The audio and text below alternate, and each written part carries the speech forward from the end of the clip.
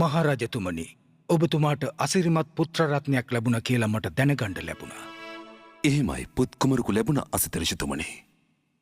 ඔබතුමා මාගේ ගුරුවරයා. අපගේ මුළු ශාක්‍ය වංශයේම ඔබතුමාට බොහෝ ගෞරව කරනවා ගුරුතුමනි.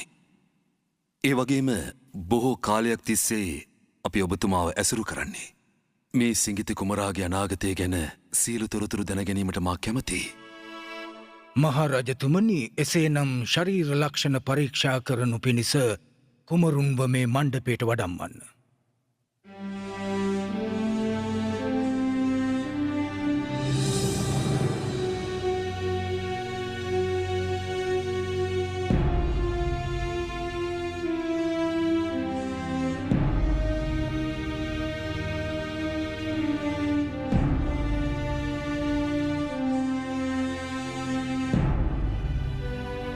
සියලු මහා පුරුෂ ලක්ෂණයන්ගෙන් යුත් ඉතාමත් කලාතුරකින් පහළවන දෙව් මිනිසුන්ට සැප උදා කරන උතුම් පුරුෂ රත්නයක්.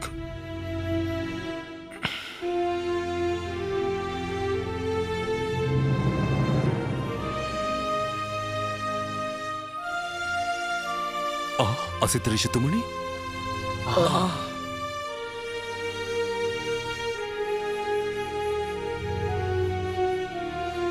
මහරජතුමනි, මේ සිංගිති කුමරා ඒකාන්තයෙන්ම උත්තම පුරුෂ රත්නයක්. කුමාරයා අනාගතයේදී සියලු ලෝක සත්වයන්ට සැප උදා කර දෙන ඒ උතුම් විමුක්තිය පෙන්වන්නට සම්මා සම්බුද්ධත්වයට පත්වෙනවා. මේ සිටින්නේ දෙපා ඇති සියල්ලන් අතර උත්තම වූ මනුෂ්‍ය රත්නයක්. ඒ ගැන මට හරිම සතුටුයි. අහෝ, ඒත් මට කනගාටුයි. ඇයි ඔබතුමා කනගාටුයි කිව්වේ? මොකක්ද ඒට හේතුව? මම ජීවත් වන්නේ තව ටික කලයි මහරජතුමනි. ඔබගේ උත්තම පුරුෂ රත්නය ධර්ම චක්‍රය ප්‍රවර්තනය කරන විට මම මේ මනුලොව හැරගොසින්. මාගේ සිංගිති කුමරා ඒකාන්තයෙන්ම උත්තම පුරුෂයෙක්. මාගේ ගුරුවරයාගෙන්ද වැඳුම් ලැබුවා.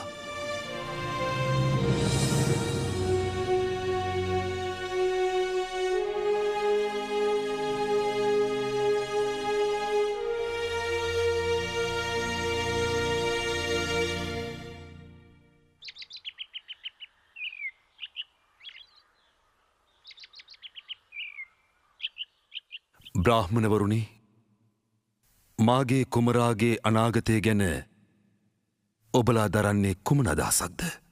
ඒ වගේම කුමරාට නමක් යෝජනා කරන්න.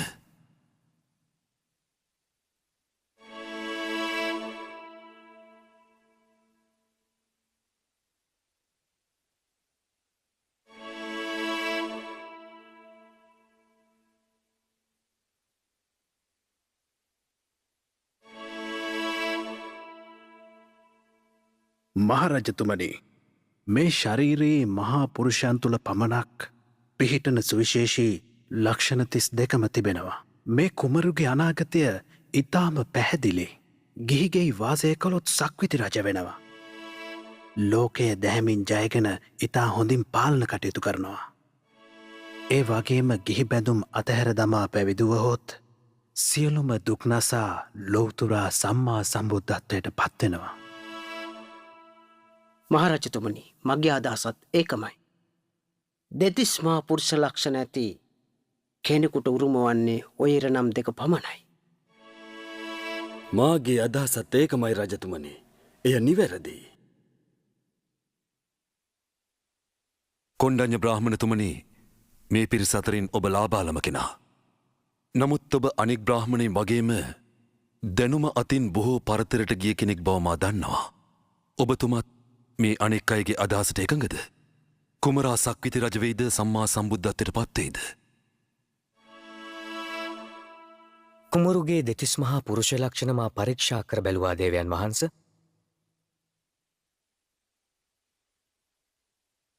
මාගේ අදහස අනුව නම් කුමාරයාට ඉරණම් දෙකක් ඇත්තේ නැහැ. ඔහු රජසප අතහැර ඒකාන්තයෙන්ම සම්මා සම්බුද්ධත්වයට පත්වන බව ස්ථීරයි මහරජතුමනි.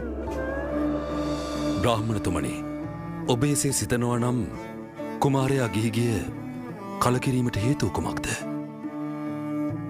මහරජතුමනි, කුමරාට කලකිරෙන දේ දකින්නට ලැබෙනවා. ඒ තමයි වයසට ගියාය, ලෙඩ වුණාය සහ මැරුණාය.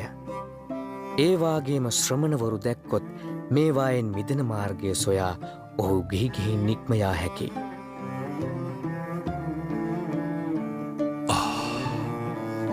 මම කැමති මගේ පුතා මේ ලෝකයම පාලනය කරන සක්විති රජ කෙනෙක් වෙනවා දකින්නයි.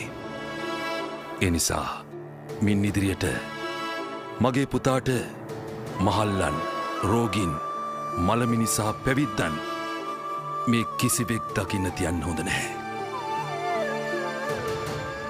ඉන්පසු කුමරාට නම් තැබීම සිදු වුණා. ලොවට යහපත උදා කරන අර්ථයෙන් සිද්ධාර්ථ යන නම තැබුවා. නම් තැබීමේ උත්සවයට සහභාගි වූ බ්‍රාහ්මණයින් නිවෙස්වලට ගොස් තම පුත්‍රයන්ට මෙසේ පැවසුවා. සිද්ධාර්ථ කුමාරයා යම් දිනකදී ගිහිගෙය අතහැරියා කියා ඔබ දැනගත් විට ඔබත් පැවිදි ජීවිතයට ඇතුළුවන්න. ජීවිතාවබෝධය උපදවා ගන්න.